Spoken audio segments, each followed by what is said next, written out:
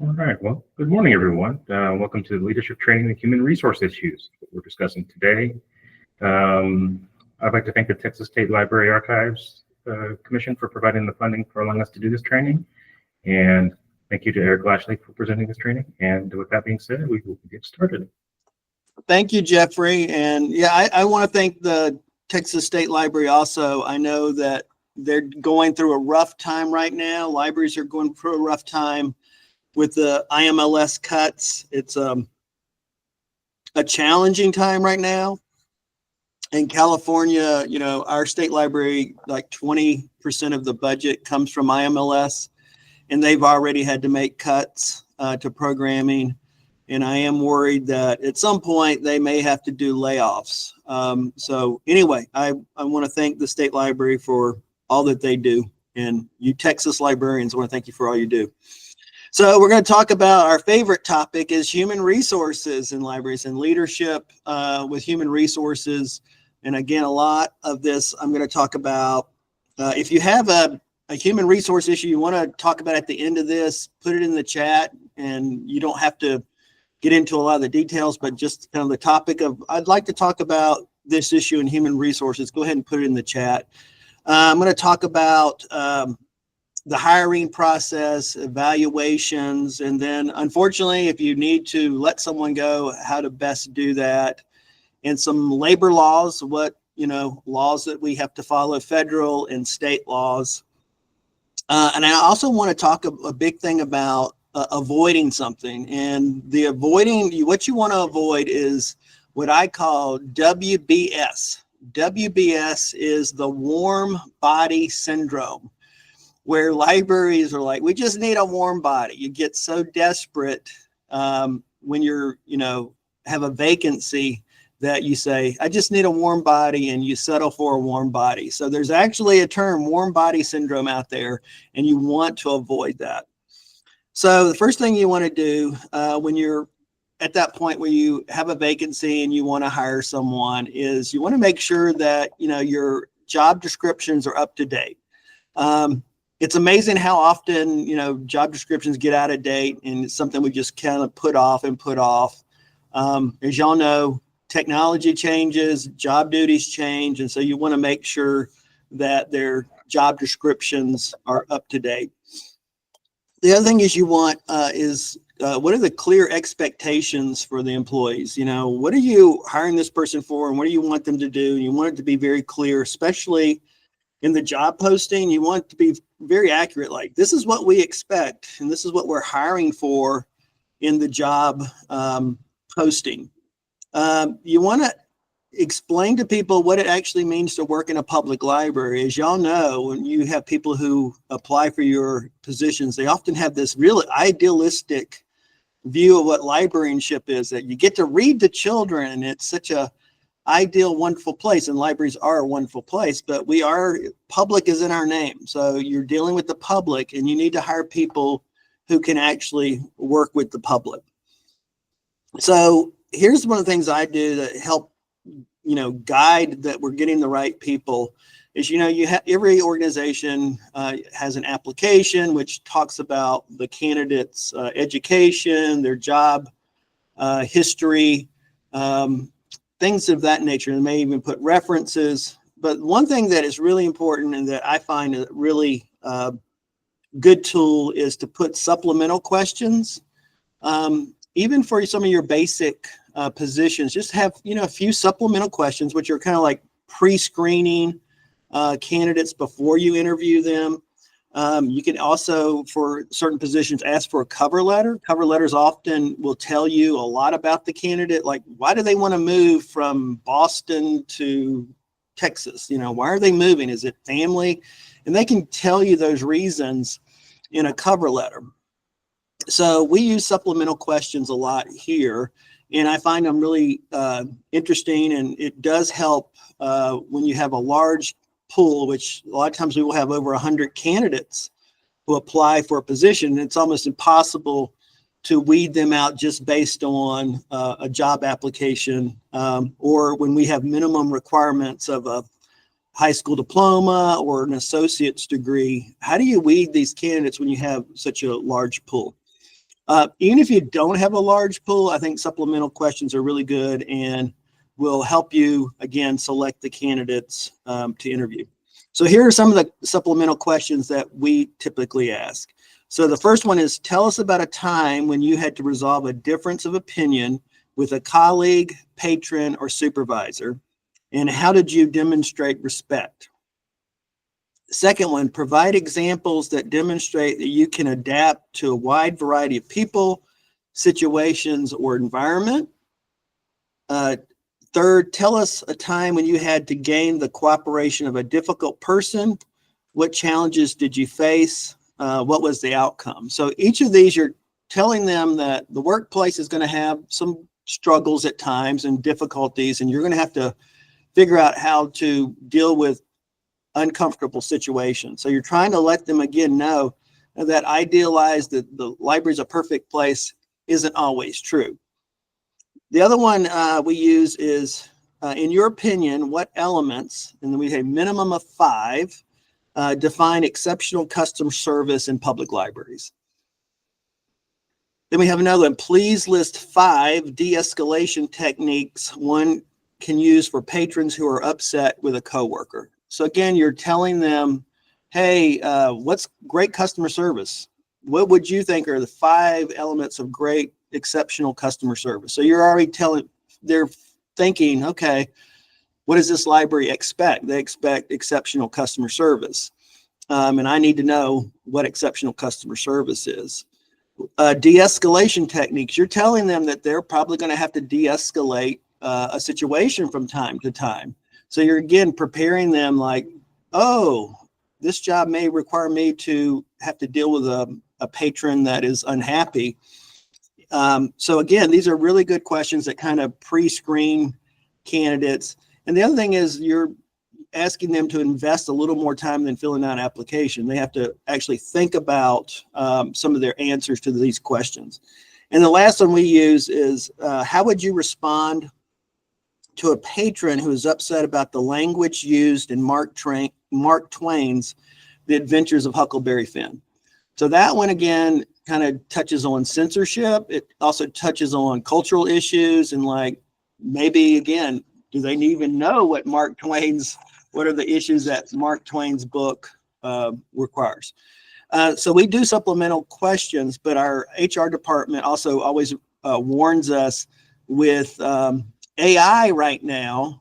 Be careful that they're using AI to answer these questions. And we can usually figure out when they've done that, when the questions are exactly the same and the 5 exceptional customer service or the 5 de-escalation are exactly the same and all that. But that's okay. It at least tells you that they at least invested some time to use a chat bot to answer their questions. But again, I think supplemental questions are really good, and it saves you time then selecting who to best interview. Okay, so you've selected your candidates now. You're going to interview, right? Okay, so you want to be fair to all your candidates.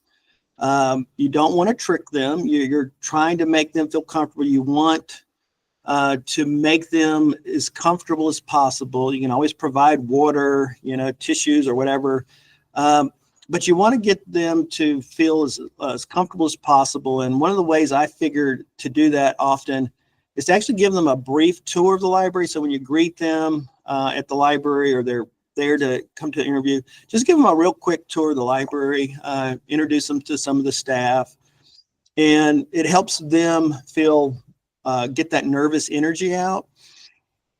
But when you're doing the tour, note, what they say, what questions they may ask or things like that, because it may be very important later on when you're determining that candidate that they actually had some really good questions or observations when they were given a tour, or how they interacted, how did they shake hands with the coworkers that are the people that were there. You can pick up on a lot of body cues and things like that on how well they do during the tour. When you interview, be sure to allow time for the candidates to ask questions. This is, they're choosing you just as much as you're choosing them. I think we rush through, here are the questions we want to ask them. and we want our answers, to those questions. But the fact is, a lot of times, if you actually allow them time to ask you questions, you're going to find out a lot about that candidate, and you're going to find out a lot about whether they're going to be a real good fit for you based on just the questions that they ask. And so to do that, sometimes even consider flipping the interview. Allow them, the candidate, to ask you anything at the beginning. So you're going to find out a lot immediately from those candidates if they've done their homework, if they have really good questions. And then you can allow them at the very end to ask questions again if they have anything, if they're have any curiosity about what else is there. But the interview should not be just this interview. Try to make it as conversational as possible. When you're doing an interview, give scenarios. Don't just ask for these questions, yes, no, can you do this? Give them a scenario and see how they answer it. But when you give the scenario, don't let them get off easy and say, oh, I'll just follow policy, or I'll turn that over to a supervisor. The scenario should be that they're in charge. They get to make the decision. The buck stops with them, so they can't pass the buck to a supervisor. And make the scenario that they don't need to know the policy, that they're in charge. They get to actually make the policy on the spot. And what you're trying to figure out then is, what is their judgment? How willing are they to make a call in a situation? Do they want to be empowered to make those decisions? And I would use a scenario that was real in your library. So one of the worst things that ever happened to your library, if there was a violent incident or a person that was intoxicated or a homeless person that had OD'd, whatever that situation is, use that real world situation in your scenario and then see how they react. The other thing about that, again, is you're setting the expectation that the library is not always a perfect place, and that they need to know going into it what the library experience may be. Only ask questions that you really feel are directly responsible or part of the job. Again, ask wherever you can for them not to do short answers. So don't just do open-ended questions. After you've done the interview, so if you have a number of candidates, 3, 4, 5 candidates, do an immediate force ranking. So you have candidate A starts, and then candidate B. Was B better than A? Just right off the bat, was B better than A? Because after a while, it's hard to remember, was this candidate said that? Did that candidate say that? Then when candidate C comes in, was C better than B and A? And you rank them so that by the time you finish your interviews, you pretty much know which is your first choice, your second choice, third choice. And then also realize which candidates you would not hire at all. That even if it comes down to our third choice, that candidate is not acceptable for the library. So force ranking is a really good way to, as you're doing it, make notes as you're taking on. It's best to have a panel so that you can actually take notes. So as one person's asking the question, you can take notes on what's going on, because you do want to have, eye contact with the person. You want to kind of watch their body language and see how things are doing. It is okay to ask follow-up questions. So when you do an interview, a lot of people tell you, oh, it needs to be exactly the same. Well, the questions need to be exactly the same. That's true. They need to be fair. But it is perfectly fine as long as the follow-up questions are based on the question that you asked. And a lot of times, the follow-up question isn't to be a gotcha, to hurt the candidate anyway. It's to help the candidate better answer the question. And if the candidate didn't ask the question or answer the question right, it just maybe they didn't really understand it. So again, ask a follow-up question to see if they can do a better job moving forward. So don't be afraid to ask follow-up questions. If their job requires a special skill, this is important. The interview probably is not going to test that. So let's say you're hiring a cataloger, or you need someone who actually has cataloging experience. there's perfectly fine to give them a quick test to know that they know what the MARC records are or how to catalog. It's nothing worse that you do an interview and you didn't do a test and you're hiring for a cataloger and they can't catalog. And it's the same thing for a children's librarian. Let's say you're hiring for a children's librarian and they have to do story times. There's nothing wrong with you to actually set up a story time where they have to do a story time in front of, real children. So if it's a skills-based position, you can do that. You can set that up and, you can select the book or ask them, like children's library is a good one where you can ask them, tell me why you selected the book. You get to select a book to read to children and you give them the, age range of the children. And they select the book. Then you can ask them questions. Well, why did you choose this book? And then you watch them and see how they're performing. There's nothing wrong with that. And I think for a lot of positions that are really skill-based, it makes sense if you want to hire the best person to do a test. There's nothing wrong with doing that. So you've gone through the interview process. You've selected your candidate, and they've taken the job offer, which is great. Let's say that they didn't. Don't settle. It's what I keep saying. Don't do the warm body syndrome.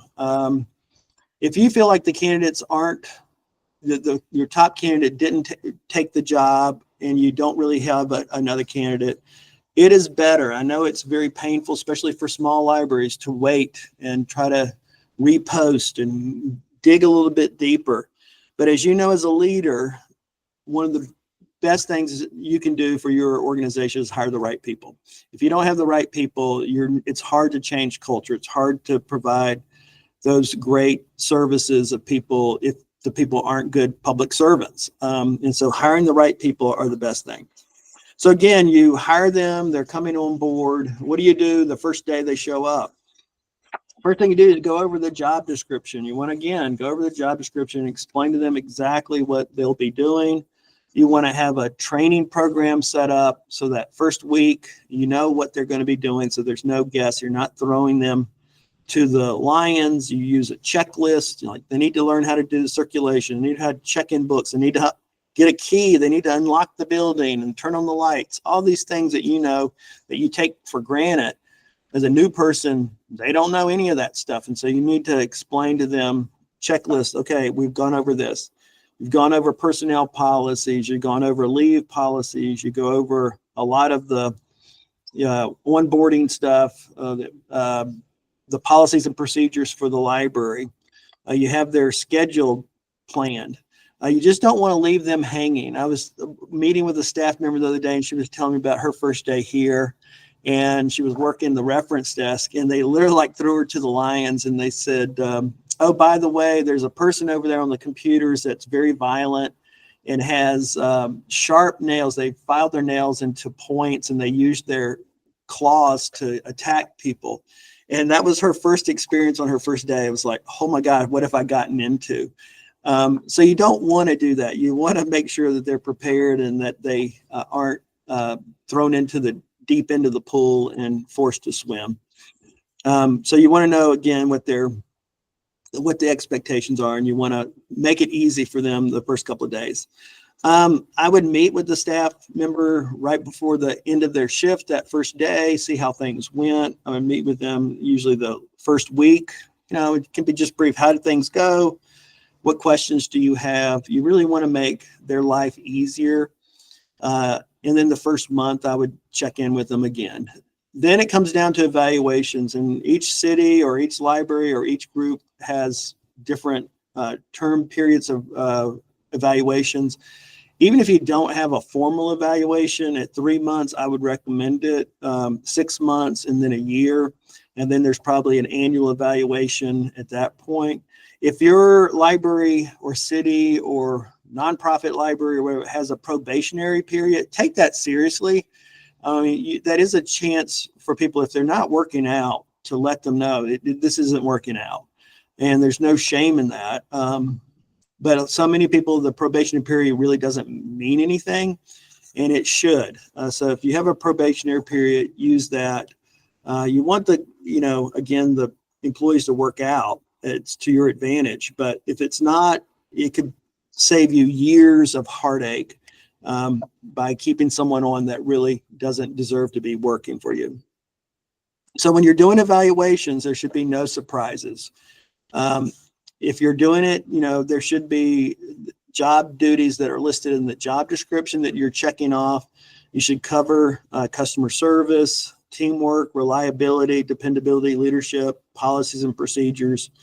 If the evaluation is bad, you need to really, if you have an HR, if you're fortunate enough to have an HR department in your city or system, reach out to your HR department. And you probably need to put that employee on a performance improvement plan, a PIP, which then gives them a time to improve. And you're meeting with them, and it's a real pain. This is where, again, you have to document, and supervisors it's like, here's another task I have to do. But the fact is, the more you document, the better it's going to be, and the more you're protecting your organization. Again, get your HR, if you have an HR department, get them involved as early as possible. At this time, I just want to go over a few of the labor laws. There's federal labor laws, there's state labor laws. It's so different from state to state. Again, I worked in Texas for 30 years, and the state laws there, it's a right to work state, and completely different than California. California is pretty much a union state, and it's lots of more protections here in California than in Texas. But there are protections. There are protections in Texas, and there are federal that cover everybody. So we talk a lot about protected class, and you need to know what the protected classes are. And especially when you're doing evaluation or you're doing hiring, you need to know who the protected classes are. And that means basically you cannot discriminate based on race, color, religion, sex. And sex, it's interesting, they consider pregnancy, sexual orientation, or gender identity. You can't discriminate based on disability, or now there's one called genetic information. I think they're worried about future genetic information, family medical history. So those are protected classes, and age is 40 or above. So if you're 40 or above, you are part of a protected class. So here's where you need to really be careful with protected classes. You cannot discriminate. Let's say you're doing an interview and you notice a candidate comes in walking with a cane. They have a cane and they're walking into the interview with a cane. You can't discriminate them based on them having a cane. I would just do the impossible and ignore that they have a cane. Just treat their answers when they're doing that interview just like anyone else. You just base your evaluation on how they perform. If at some point they're your number one candidate and you want to hire, you can talk to your HR, or you can have a discussion then about their physical abilities at that point on doing the job. However, don't hold that against them during the interview phase, because at some point ADA kicks in, the Americans with Disabilities Act, where you have to give people reasonable accommodation of whether they can do that job. And this is something I've had to deal with, where people have come in with a physical disability and they ended up getting the job because we could either make a reasonable accommodation, or they could do the job regardless of their physical disability. The other thing that you need to deal with, if again the person comes in and they appear pregnant, it's really none of your business. This is something that happens and you're thinking, well, but they're going to be on maternity leave as soon as we hire them. It really doesn't matter. You have to judge them based on how well they do during that interview. And so pregnancy is a protected class. FMLA. So FMLA, the Family Medical Leave Act. A lot of libraries in Texas, if they're nonprofit, FMLA does not apply. It only applies to organizations that have 50 or more employees. So a lot of cities it applies, but for small libraries, it may not apply.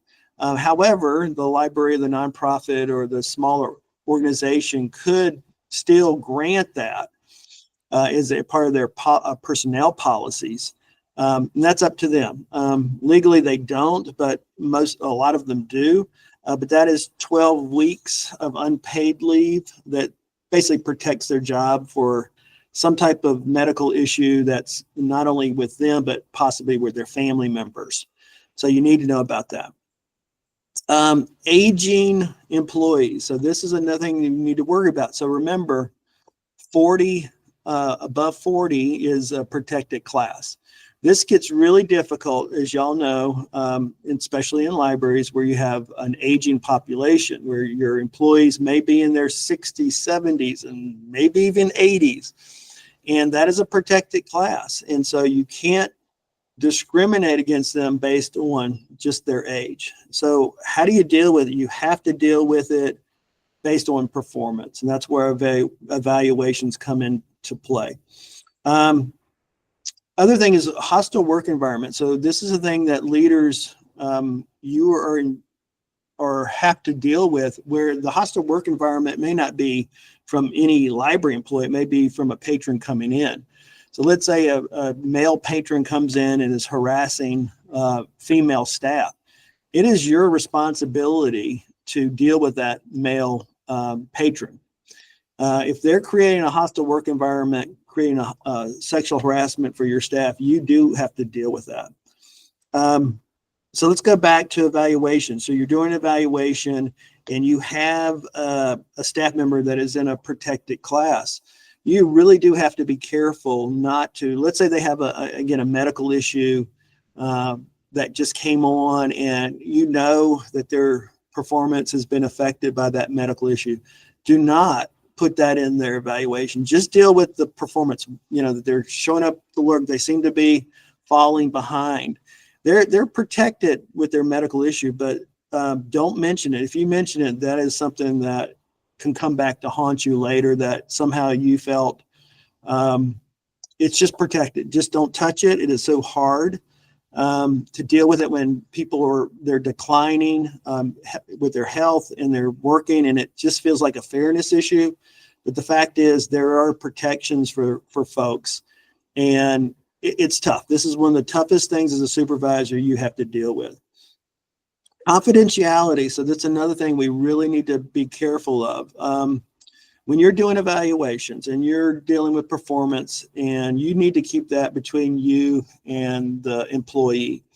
Now, the employee, they have the right to tell everybody on the staff that they got a bad evaluation. That's their right. It makes it difficult for you. But the fact is, you can't be telling the staff. You should keep that confidential. If they got a bad evaluation, or if they're on a performance improvement plan, keep that between you and the staff member. If they want to tell other people, that's their right. But once you do it, it really violates their confidentiality or their privacy. Same thing if you know that they are ill. If they've done a family medical leave, or they are requesting a thing, it's okay for them to self-report to coworkers, but it is not okay for you to tell that to other employees. And this is very difficult in small organizations. If it's just you and 3 other employees, it's really hard to keep those things confidential. But and it's their right to self-report. It's their right for privacy if they don't want to tell employees.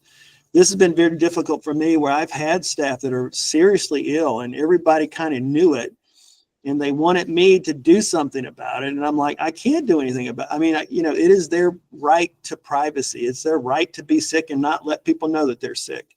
And did it in fact affect their performance? Yep, it did. But again, there are protections out there for people. And, you need to follow those labor laws, and it makes it difficult at times. Okay, so next, we've been talking a lot about employees. Well, what about volunteers? Because a lot of libraries, especially in Texas, they depend on volunteers. And are volunteers employees? Do they have the same rights and responsibilities as paid employees? And this gets really difficult by labor laws. Most cases, no, they don't have the same rights as employees. However, if there is a history that you employ volunteers, like it's very natural for you to have someone start as a volunteer, and then work their way up and you hire them, then you actually may have to follow a higher standard than what you would normally do. The other thing is I would treat volunteers very similar to regular employees. I would do an application process. I would interview them and make sure they're a good fit. Don't, again, fall for the warm body syndrome. Oh, they're just a volunteer. Well, as you know, volunteers can cause a lot of issues for you. And the same thing is you may end up having to fire a volunteer, and that may cause a lot of political backlash. It could cause a lot of issues in the staff. You know, you got rid of Mary. Mary's been here for 40 years. We love Mary. But, you know, you really do have to have, at some point, a certain level of standards, and you can't let volunteers run the show. But I know how hard that is. But just to let you know, they don't have as many rights as employees, but they do have some rights. And depending on, again, how you're using the volunteers, and if you've used the volunteer as a way to get their foot in the door, there may be more rights than you would know. So again, hopefully you have an HR department that can help deal with some of these issues. So again, let's say you're at the point where you have to let an employee go, which is always terrible. How do you do that? And the first thing you do is you want to make sure you get your ducks in a row. Hopefully you've put someone on an employment, a performance improvement plan.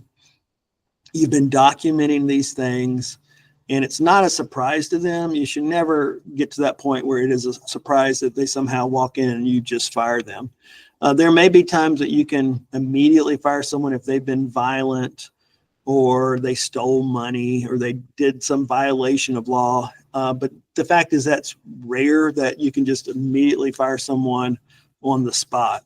So what I would do in the cases where I've actually had to let people go, most of the time, they will resign. If you give them the option, a lot of people will take the option of resigning, so that doesn't have to be on the record that they got fired.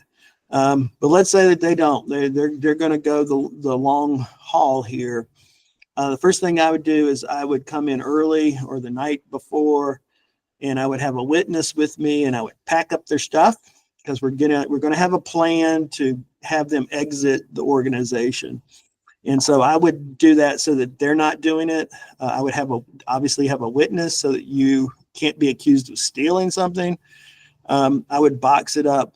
The funny thing happened one time when I was doing this, and the person had been stealing from the library. So when we went to empty their desk, we found stolen items in their desk. It was kind of like really bizarre that we found things that they had stolen in their desk.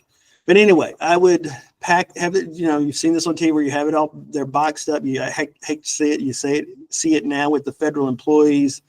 Things are packed up. You meet with them. When they come in immediately, you be very professional, respectful, civil, have tissues ready. They may be very emotional. They may get upset, but again, have a witness there, have someone that is witnessing what's happening. And again, this is a very traumatic day for them a lot of times. And so make it as easy as possible, but you take their keys, you change the passwords, you remove their access to email. And then after that, you send a notification to staff or other people who need to know that this person has left. You can thank them for their service, or just be as succinct as possible. I think you need to be mindful that even if coworkers agree that that person needed to be let go and wasn't performing well, that there's still going to be this internal, well, if they could do it to them, they could do it to me. And even though they know that it's probably justified, don't be surprised if there's some kind of backlash over it, but it still needs to happen. And about then, I would keep everything as much confidential as possible. I would almost never talk about that person again. It's not a very great thing, but you don't want anything that later on that person sues or does something, and then you made some comment that you thought was not going to go anywhere, and then turns out that someone told someone else about what you said about that employee. So please be mindful of that. With that, I'm going to ask if there are any other personnel issues, HR issues, because this is usually the toughest thing you have to deal with as a supervisor, is dealing with HR issues, and how you handle them often saves you a lot of heartache. It's a part of leadership, though, because these are the difficult ones where, you know, you need a change and you need to deal with a person and he needs to change. But how do you do that and do it in a way that keeps the organization moving, but also is respectful to those people who need to improve? So with that, I'm going to see if I can get someone to put out a HR scenario or question, and we'll see if we can answer that. So are there any HR issues that are pressing right now with your libraries?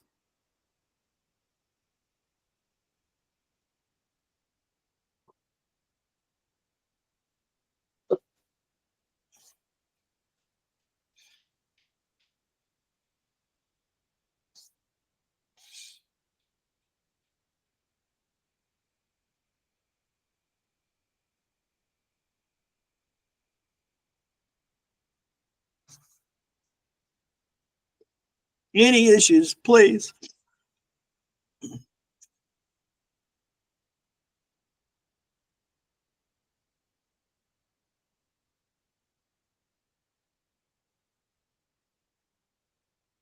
You got something, B? You're muted. I'm trying to think of something. The one that I thought when I was with Plan in the past was dealing with the volunteers. It seemed like so many libraries, because they're so short staffed, especially the small libraries, it was, you know, they were so dependent on volunteers that they felt kind of, I don't know, blackmailed by the volunteers, you know? Yeah, it's true, Eric. I think we don't think so much about the volunteer being in a similar, not position, but standards Right. that we want on our team. So I think it's one of the things that we need to start thinking about is interviewing volunteers rather than just putting them in place to do the work, making sure that they fit, because patrons are gonna approach them, especially if they're on the floor. And so you want to make sure that you have someone in place where Right. you will want them to provide the same level of customer service or services that your other staff are providing to the community. So thank you for bringing that up. It's one of the things that we don't think about as often as we should. Yeah, and one of the most difficult issues I had with volunteers, it was terrible. You know, where I had older male volunteers who were harassing my younger female staff. Mm-hmm. And I had to deal with that. And that was very difficult to not put up with that. And of course, they came up with a million excuses of why, you know, oh, I grew up, you know, I called them honey, or I complimented them on their figure or whatever. And a lot of my staff is like, they're not putting up with that. And the Me Too movement was real. And they were like, I am not putting up with some person commenting on my body or inappropriately touching me or whatever. And again, that was difficult, having these conversations with volunteers who've been there for years. And I actually had two that were on my library board, and I had to, you know, have the mayor remove them. So it was difficult. I see that Heather put in a comment about the protected class person who's in a performance improvement plan. It is tech. And again, I believe that people should be protected for certain things, but it makes it really difficult as a supervisor to deal with poor performance when they have these issues. And especially, and again, I have most sympathy and empathy for people who have medical issues. But as you know, the smaller organization you have, the more impact that has when you have someone, especially someone who may have been a high performer. This is the really hard thing was hard for us, where we would do, evaluations, and our evaluations were based on your performance was performance-based pay. So let's say you had a high performer, they were always doing very well, and every year they were getting really good percentage raises based on their performance. And then guess what?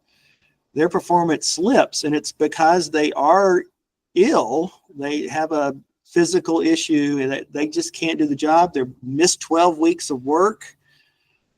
How do you say, well, you didn't perform well, even though we know you got an excuse? You cannot put that in HR will kill you if you put anything about their medical on their evaluation. But then you give them a lower performance, and then they freak out because they've always been high performers. It is very difficult. This is the most painful thing I think I went through as a director, is like, how do you be honest with people? They're not going to lose their job at that point. However, let's get to the point where they may lose their job. They're on a performance improvement plan. That is very difficult. And then here's one, Rockwell, have an older mid-70s circ employee who is making a lot of data entry and procedural areas due to cognitive issues. His attitude is great. He's always acknowledges the error, and he says he'll try to improve, but we keep seeing several errors each week. Any suggestions on involving a claim of age discrimination?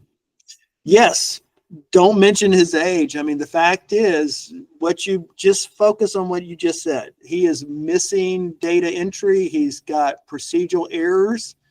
He could be the nicest person in the world, which it sounds like he is. Has nothing to do with his age per se. The performance, he could be in his 70s and doing a great job with all of that. So completely focus on performance. Don't even mention the age. I know it's like putting blinders that you don't even know he's 70. Well, of course you know he's 70, but the fact is, just deal with the performance. And at some level, this is very difficult. I've been there. I've had staff members, who were 70s and almost 80s, and one who just couldn't even do email. It got to the point where, it's like, okay, what are we doing? And what's a reasonable accommodation? That was the other thing. ADA kicks in. What's a reasonable accommodation? This is why if you have an HR department, you really need to deal with it. Do not be surprised, though, if your HR department tells you that it's going to be difficult to deal with. And so at that point, this is where my dad used to always say, life isn't fair. And it's tough for those other employees that are going to have to pick up the slack. And if you're lucky, they are empathetic and they see the situation and they're willing to pick up the slack. If they're not willing to pick up the slack, it's going to cause issues. And I wish I had, a real great answer here, but the fact is, don't deal with the age. Just stick with what issues are going on. And as you know, all of us at some point will decline. It just is a natural. If you live long enough, the chances that you're going to have, some kind of cognitive issue or slowdown is going to happen. But I would avoid it like the plague. And this is, again, the most difficult thing. How do you respectfully deal with these patrons who may be long-term employees too? How do you deal with them in a respectful manner? It's tough. But for the performance improvement plan, you've put those folks on notice at that point. They need to improve, and you usually have a deadline within a certain amount of time. Be really honest. Did they really improve, or is it time to, what I would normally do when I've got someone that it's on a performance improvement plan and you're getting close to the end, and if they haven't improved, I would really meet with them and say, hey, we got one more week left. This isn't working out. And at that point, hopefully they will resign. You give them an opportunity to resign, but be very firm and, again, respectful and civil, and say, look, you're not going to improve in a week. I mean, the fact is, I will pull the trigger and I will end up terminating this relationship, and most of the time they will resign. But the performance improvement plan is giving them notice. They have got to improve or else they will be fired. There may be a few people out there that somehow want you to fire them so that they can file a lawsuit. It is rare, especially in Texas, to win that type of lawsuit in Texas, which is a right to work state. California, it's a little bit easier, or it's very difficult to fire people here in California, even if they're on a performance improvement plan. I was meeting with a librarian director yesterday, and she's got an employee that's been on a performance improvement plan multiple times, and she wants to fire the person, but they've been with the city for like 30 years, and the city just won't let her fire them. And she's literally just like, well, I'm just going to put them in a corner, you know. But then it's like, then you're being, you're treating them differently than the other employees. But the fact is, this employee needs to go. Are there any other issues out there? These are the tough ones. These are the ones that really test your leadership. When things are going great, it's awesome. But as y'all know, this is one of the most painful things you deal with, is bad performance and getting people to move along when they need to move along. The other thing is that I talked about the warm body syndrome. The other one you need to worry about is, you know, change by funeral or change by retirement, where you're just waiting for that person to retire, or that volunteer to pass away or whatever. And again, that's never a good way to do it. And again, my parting words is, this is the tough part about leadership, is doing the right things for the organization, even when it's really difficult, and dealing with people's pride and their, you know, honor, and, you know, all those things that you need to worry about. Anything else? All right, next time I'm going to have a big one on dealing with your friends' foundations and boards, and those are always tough too. So I've gone from human resources to dealing with other people that you can't control, and how do you deal with them and their impact to your library. With that, I'll say goodbye. Have a good week, the rest of your week, and hang in there, Texas librarians. I'm pulling for you. Thank you, Eric. Thanks, B. Bye. All right, thank you, everybody. Y'all have a good day, and we'll see you in a few weeks or so. Thanks, Jeffrey. Thank you. Have a good vacation. Thank you, sir.